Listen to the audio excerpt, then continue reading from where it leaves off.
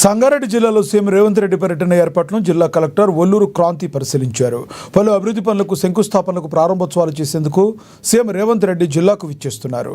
ఈ నేపథ్యంలో జహీరాబాద్ ఎంపీ సురేష్ షెట్కార్తో కలిసి కలెక్టర్ ఏర్పాట్లను పరిశీలించారు.